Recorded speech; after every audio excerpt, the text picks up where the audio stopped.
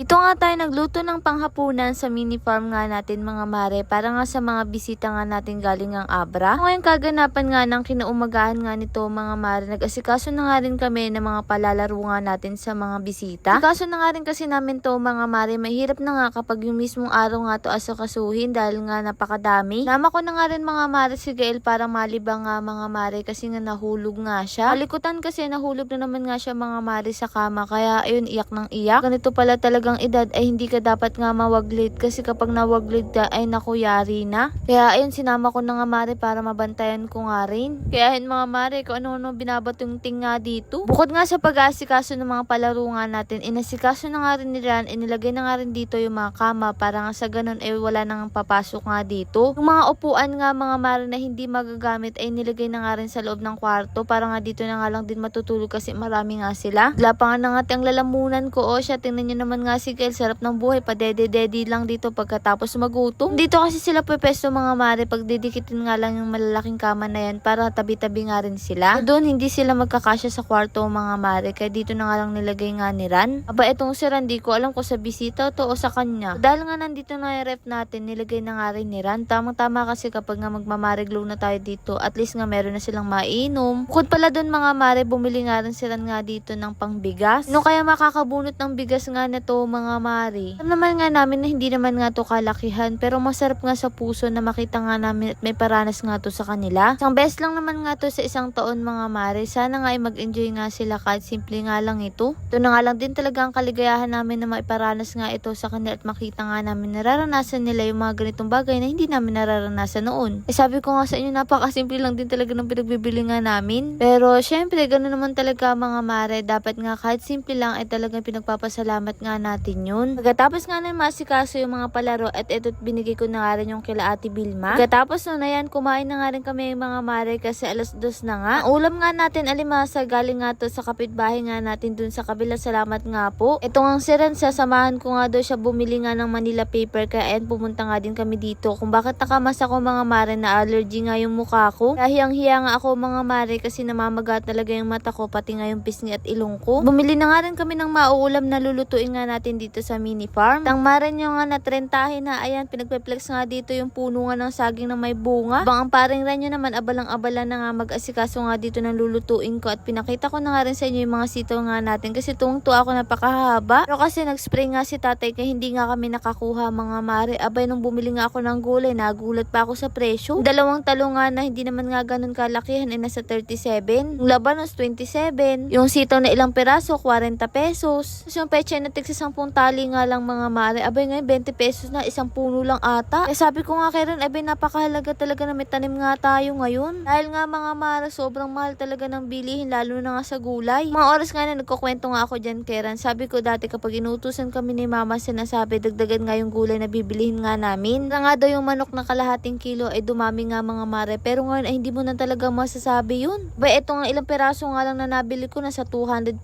pesos na nga gulay pa lang. Talagang mapapasabi ka na lang, ay naku napakamahal ang bilihin nga ngayon. Kaya kung may taniman naman talaga kailangan natin magtanim para mas makatipid nga tayo at ulam na nga lang na karne ang kukunin nga natin sa tindahan. Buti na nga lang din pala mga mare, may ilaw pala dito kaya ayan makakapagluto nga tayo para nga sa darating nating mga bisita. Kasi ganito mga mare, talagang gustong gusto ko nga kapag nagbabiyahe yung maasim kaya nang pinagluto ko nga sa kanila. At yung kalahati naman ay aadobohin ko na nga din mga mare para may choices nga tayo. At eto nga napakasarap magluto dito dahil napakaliwanag nga ngayon. Siyempre basta tayo magluto ay masarap yan mga mare. Lord maraming salamat po sa lahat ng blessing at syempre sa inyo mga mare. Paano ba yun? Buksan ng ulit. Ang ating MC Bester Barley mura na masarap pa dahil may pineapple extract, hindi mapait at hindi lasang damo. Ang sweetener nito ay cocoa sugar kaya natural at friendly sa katawan. Ang barley natin ay gawa sa natural ingredients at gentle for daily use. Marami rin itong healthy support tulad ng pag-support sa natural defense ng katawan, tulong sa healthy digestion at pag-promote ng magandang metabolism. Kapag stress tayo, malaking tulong ang nutrients ng barley para mapanatili ang glow at freshness ng katawan. Diba ano ang kagandahan sa MC Bester Barley natin? Marami tayong pagpipili ang flavor. Meron tayong barley juice at sa mahilig nga sa mga dark choco at sa mga coffee lover ay meron nga rin tayong kape. Pero sa mga taong mahilig nga sa mga pure barley ay meron nga din tayo. O diba? Ang tanong, magkano nga ba ang ating barley? Ang ating dark choco ay 1,000 4 boxes na nga siya at 10 na ang laman. Ang coffee barley ay ganun nga din mga mare. Barley juice at pure barley naman, 3 boxes nga rin siya sa halagang 1,000. Free shipping, cash on delivery na nga rin siya nationwide. Pero kapag 1 box naman nga mga mare ng kape ay 350. Nun din ang dark choco. Pag barley juice naman ay 500 isang box, ganun din ang pure barley. Ilalagay ko na nga lang sa comment section kung saan